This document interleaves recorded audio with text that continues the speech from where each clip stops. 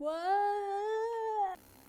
Man, I used to be able to wing these things. Now, I've got full-on notes. Notes, guys. What's up, everybody? It's Rebecca. I'm back with another Breaking Walls episode, that series on our YouTube playlist where we peel back the curtain, break that fourth wall, and talk to you guys directly, telling you stories about life, liberties, and the pursuit of happiness. As I was looking back at the playlist of some of the stories that I've said up until this point, I've come to notice that I talk a lot about business. Not that it's a bad thing, but guys, I'm only 25, so I feel like me going on and on and on about business, I feel like I'm just opening the floodgates for all of, the internet trolls to come and say, but you really don't know what you're talking about. And they're right. I can only go on here and honestly tell you what, I've been through, but I don't want to focus too much on business because I'm not an expert. So today I'm going to tell you a story just about something that I like to do, and that is magic. So I'm not talking magic like Leviosa. Stop. I'm talking magic like, Penn and Teller and sleight of hand and card tricks and just really cool, awesome magic tricks that you can do to wow your friends. So I'm gonna talk about how I got into it. In 2016, I would say, I was with one of my best friends, Yvonne, and we were at a Halloween party. And somebody at the party was actually in town for a magic convention, so he was a magician. And I am not good at parties. I'm very socially awkward, so I tend to gravitate towards, the animals, the cats, and the people who just like to be wallflowers. And so was this magician. And so we got to talking, and my friend Yvonne and I asked him to show us a magic trick.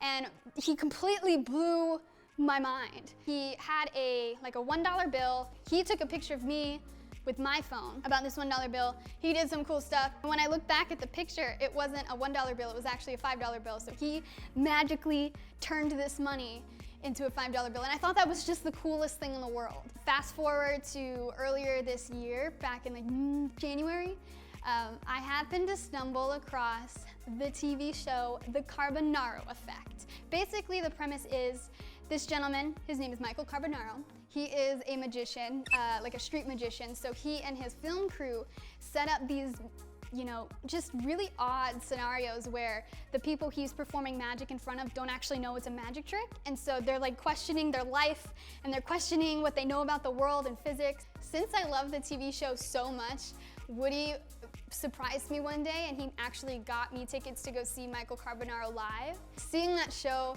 in real life, in real time, seeing these magic tricks, seeing people's reaction, I think that's what really cemented okay, I want to do this. So I saw this guy at a party who magically turned a $1 bill into a $5 bill. Then I got hooked on the Carbonaro Effect and got to see Michael Carbonaro live in person. And then third, the last thing that really blew my mind and made me the obsessed wannabe magician that I am today is a book, actually, and it's a book called Magic is Dead.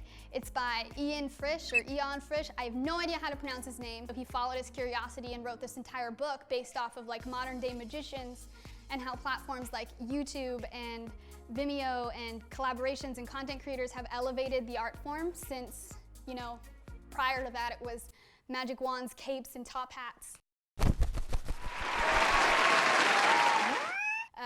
So when I was reading this book, which I stumbled across in Barnes & Noble, ironically trying to buy playing cards, it really opened my eyes to this new generation of magic.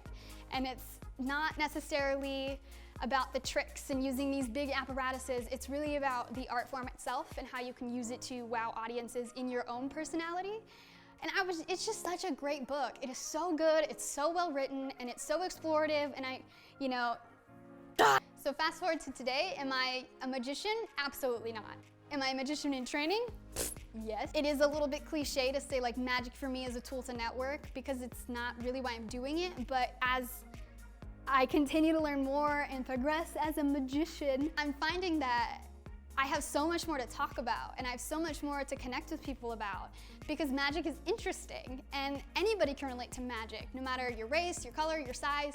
If you can be amazed by a magic trick, then we have a connection. We can talk and we can have a conversation other than just small talk. Having cards in my purse or dropping cards on the floor trying to play a magic trick That for me is honestly what it felt like when I first picked up a camera. So I'm exploring this new hobby. I'm kind of trying to keep my soul happy by feeding into it with things that I'm not trying to make a business out of, but I just do it because I think it's awesome. So that about sums up this episode. I know this one isn't about business or like the other Breaking Walls episode, but that's okay. I feel like this whole channel is more so just for us to connect and resonate with you guys. So if you like more stories like this, let us know. If you want us to go back to talking about business, let us know. But basically, that's all I got for you. So like, subscribe. Thank you. Okay, bye. Now my favorite color is blue.